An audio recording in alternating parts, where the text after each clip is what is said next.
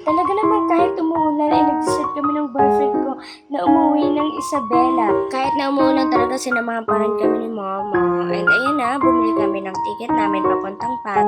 Meron akong discount dyan kasi student pa lang naman ako.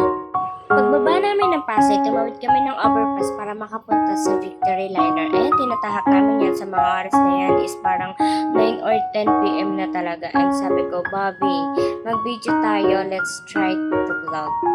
Charot! Nakarating na nga kami ng Victory Liner at hindi namin in-expect na grabe ganito sobrang daming tao and nahirapan talaga kami pumila niyan lalo na chance passenger.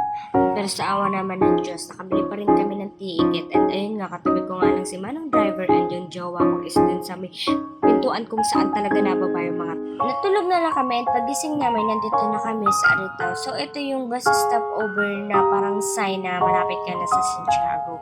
And ayan nga, binabaybay na namin yung daan. At sa Vizcaya na nga lang kami bumaba. So, hindi na namin napakita na sinundo kami ng kapatid niya kasi and dumiretso na kami din sa kasalang pinsan ng boyfriend ko.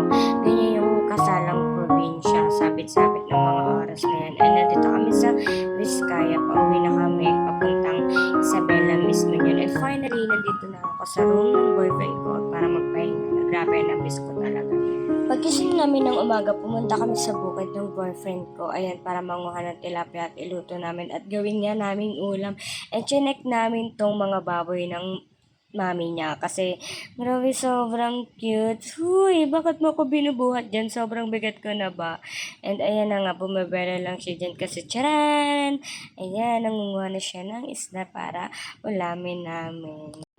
Sobrang hirap nga manguha yan at kung tawagin sa probinsya is parang tabukol kasi hindi talaga madali lalo nakakaligo niya sabay kumuha kami pero worth it naman kasi yan ang uulamin namin ng umaga, tanghali, hapon at gabi and ayan, sobrang natuwa talaga ako dyan and sabi ko manguha muna kami ng mangga. Eto, ng mga oras na to wala akong pinalampas talaga, nanungkit talaga ako, sungkit kung sungkit kain na buto, sabi niya pa nga dyan, hoy, bakit ka kumukuha? Siyempre naman, no, dito sa probinsya, libre-libre yan. Sa Manila, mahal ang kilo niyan, maasim pa.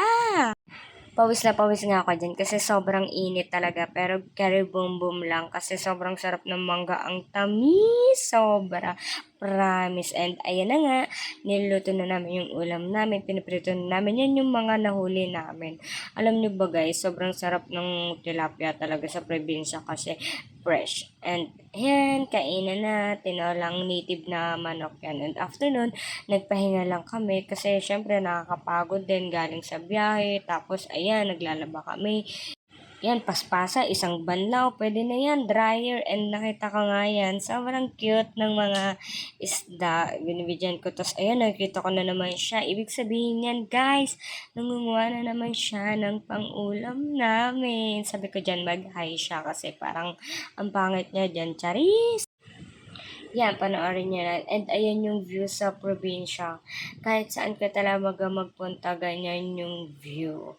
And ayan, tamang tambay lang sa daya. Sobrang tanggal talaga yung stress ko dyan for the moment. And yun nga, sinamahan ko siya, kumuha kami ng sili. Grabe yan pala, yung sili na yan. Inuulam, as in, piniprito lang siya, tapos kakainin mo talaga siya ng gano'n na talaga, hindi ko kaya yan. Kasi siya, sobrang sarap na sarap siya. Kasi ang anghang niyan, guys.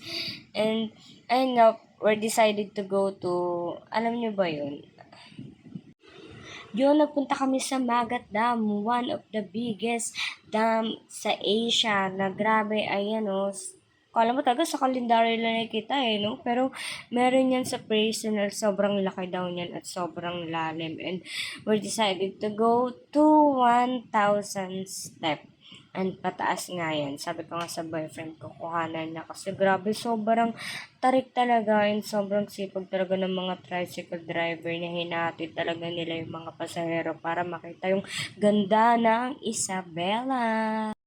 Ayun nga, for the harot, for the holding hands kasi LDR na naman pag uwi. Ayan, pag akit namin, ganyang tanawin yung makikita, di ba guys? Sobrang ganda, kahit sobrang init, sobrang worth it kasi kitang-kita mo yung magandang view. Although nakakapagod talaga siya kasi nga 1K step, kailangan mo talaga mapuntahan yun. And pagdating ko nga sa taas, nakatulog talaga ako yun. Tapos, binidyohan ko lang yung paligid kasi sobrang na-appreciate ko din naman yung ganda and sabi ko sa boyfriend ko, umuwi na kami kasi sobrang pagod na ako and ayun na, bye!